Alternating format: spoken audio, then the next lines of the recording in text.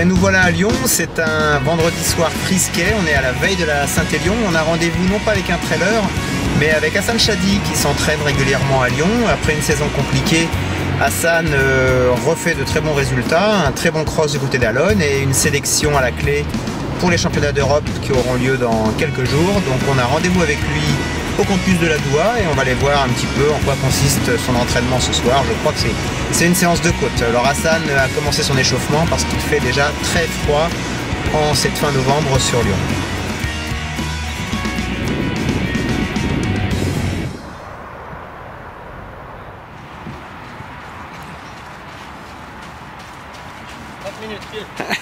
Salut. Ça va? Et toi, la forme? On a réussi à se trouver. Ça va?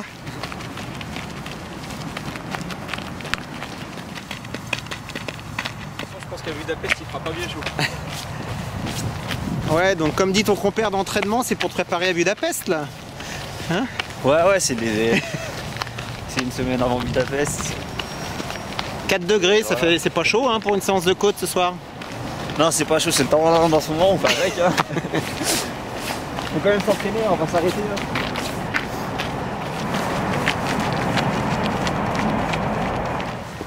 C'est quoi le menu ce soir? On va faire 12 fois 30 secondes en côte.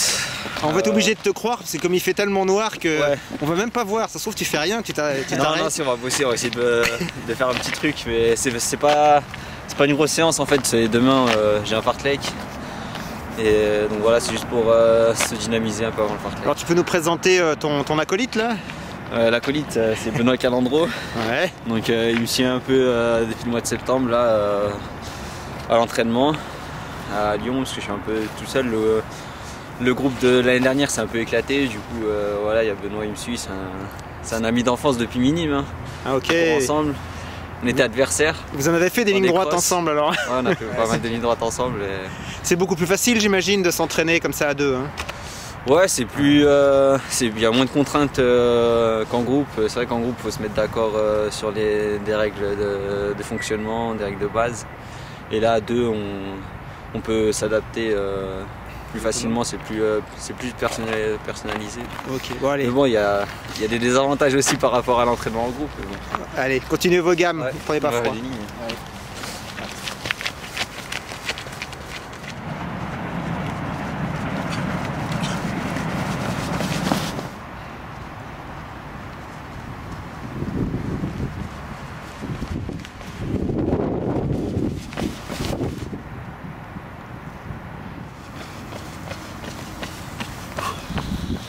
5.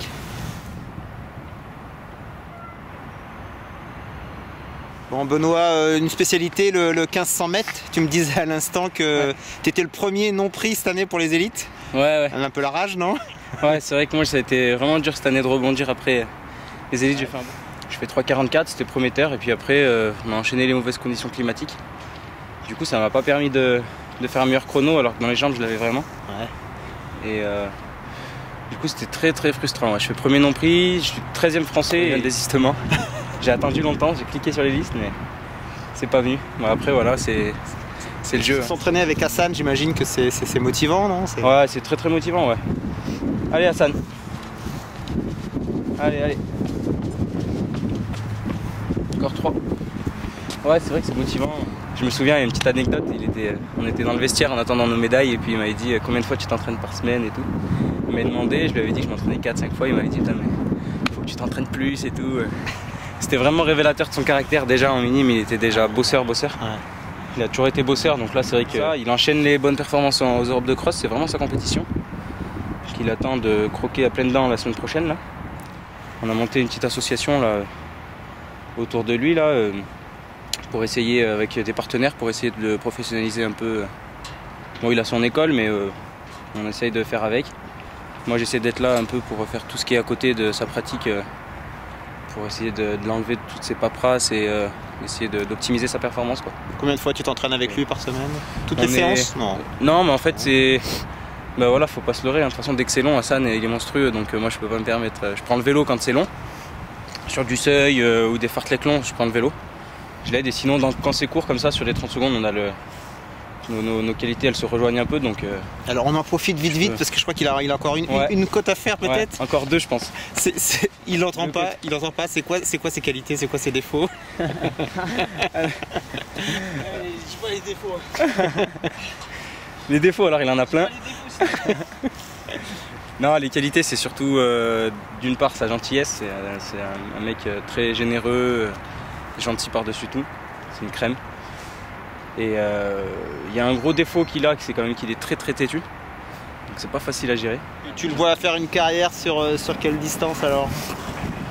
Bah, pour l'instant c'est un peu difficile à dire, on va essayer de refaire un peu toutes les bases qu'on n'a pas réussi à faire, qu'il n'a pas réussi à faire dernièrement, avec ses étés blancs à chaque fois. Mais sinon l'idée c'est quand même de monter, il a un profil très long, il a un profil long. Donc le 5000 ça serait bien de mettre un petit chrono déjà dès cet été sous les 13:30 pour essayer de montrer qu'il lui aussi il est capable de s'exprimer sur la piste. Dernière côte. Très bon coureur 5000. Allez, tac, il a gagné, c'est bon.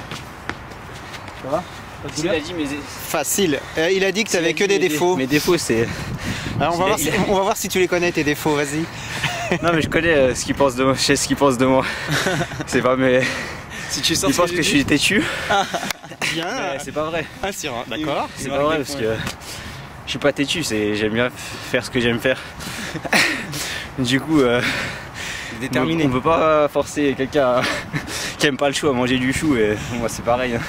Si on me dit de courir à telle heure alors que j'ai pas envie d'y aller, j'irai pas. Si j'ai pas envie de courir, je suis vraiment guidé par l'envie et je pense pas que je suis quelqu'un de têtu. Et le plaisir aussi dans ces cas-là. Le plaisir, ouais, l'envie, le plaisir. Puis c'est courir c'est un besoin. Donc voilà, je fais ce que j'aime et c'est bien comme ça. Et sinon mes qualités, je sais pas ce qu'il a dit. Il a dit que tu serais un bon marathonien quand tu serais vieux. Ouais, le marathon, ouais, j'envisage un peu, mais pas tout de suite.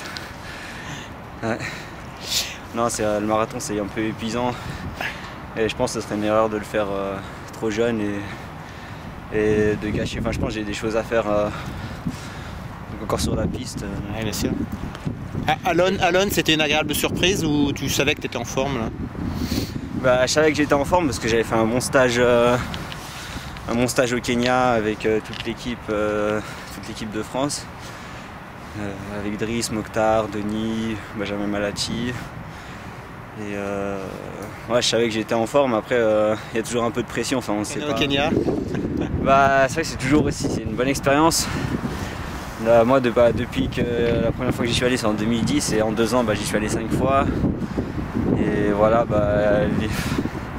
moi je trouve que c'est un endroit idéal. Enfin, les parcours de footing, c'est le top pour les coureurs de long. Et après, c'est bien de voir une autre culture. C'est bien de le faire au moins une fois dans sa vie, quoi.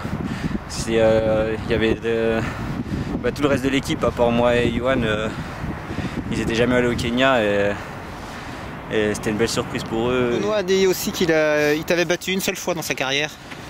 Ouais, c'était la première fois qu'on avait couru, on s'en rappelle.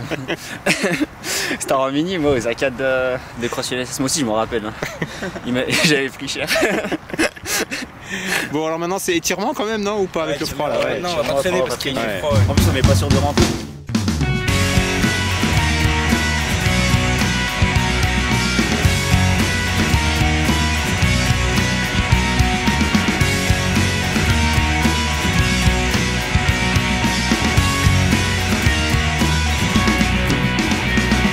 Séance là qui se termine, une de plus, hein, j'ai envie de dire. On est à 2 semaines des Europes. C'est quoi l'objectif? L'objectif, d'abord, on va aux Europes pour un objectif collectif aussi. Donc on est une bonne équipe, donc le but c'est de conserver notre titre. Bon, ça va pas être facile, mais bon, on a une équipe assez homogène et voilà, les 4 premiers de l'équipe, faudra pas se tromper. Et, si on fait les choses correctement, normalement on devrait être champion d'Europe, mais bon, voilà.